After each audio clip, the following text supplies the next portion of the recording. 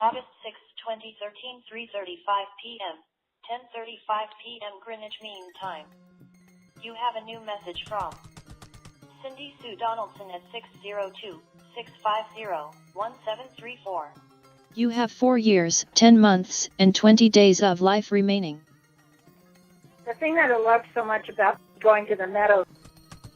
Hi, I know you're at work. It's Cindy, but I just figure it's probably better to call you while you're at work, and you're smart enough to know not to answer the phone. But I just don't want to disturb you too much at home and, raise a ruckus or anything. But,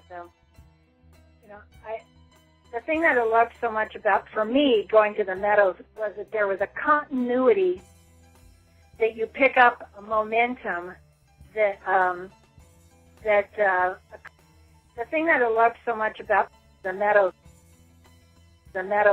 going to the Meadows. Meadows is Spanish for Las Vegas. Meadows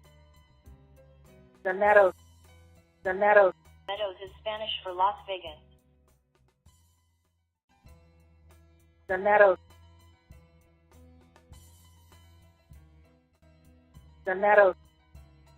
is Spanish for Las Vegas. The letters in the words The Meadows are 285-451-4651.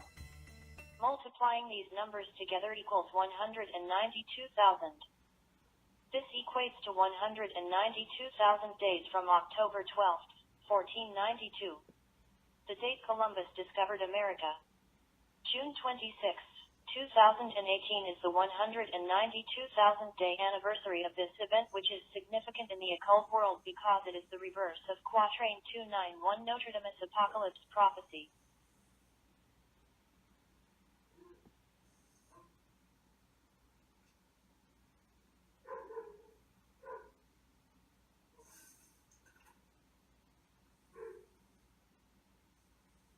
The Meadows.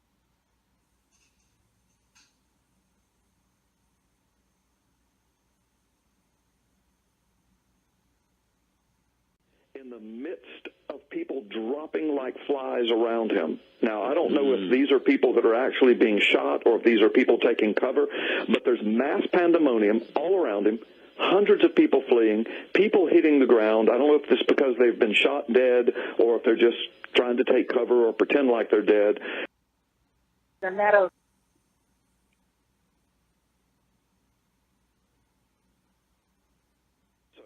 But if they're being shot dead, that's even worse because the guy's sitting there calmly filming. Police are panicking. People are falling. Crowds are running like a mass of wildebeest. And this dude is just standing there filming as though it's a day in the park. That's very suspicious as a cop, brother. Very suspicious. And the other thing, of course, is when they finally enter the, quote, shooter's room, he's dead. Well, how convenient. Now, we do know that mass shooters sometimes kill themselves. We do know he was in the room. We do know that he had guns. But we can assume he was the shooter, for sure. But until this investigation's over, we don't even know that he was the shooter. Do you understand what I'm saying? The Meadows. Yeah, well, not only that, but they've been talking about how he had rented this room for several days ahead. He had to, because the Mandalay, right across from this big concert, all rooms were booked. Everything was booked in that area, so he pre-booked. He got that room, 32nd floor, up high, where it overlooked the concert, had cameras set up, Somebody did. I'm saying he. We don't know. He's dead. Right. I mean, we assume it's him. But listen, please hear me. I'm not making any statements. I'm not trying to be a conspiracy theorist. I need to quit apologizing for that because a good cop is a conspiracy theorist until he finds out the conspiracy truth, right? Amen. And so I'm just saying, if I'm investigating this, first of all, I'm looking at the videographer. I got to know why everybody else was screaming, running for their lives, dropping like flies, and he's standing in the middle of them filming as though it's a day in the park. I got to know why. I got to know what's going on with that. Was he part of it? Was he sent to do that? Or was he just an idiot that thought he could make some money on YouTube? I mean, it could be that. But I got to talk to him. Next thing is, we assume certain that that dude is the shooter.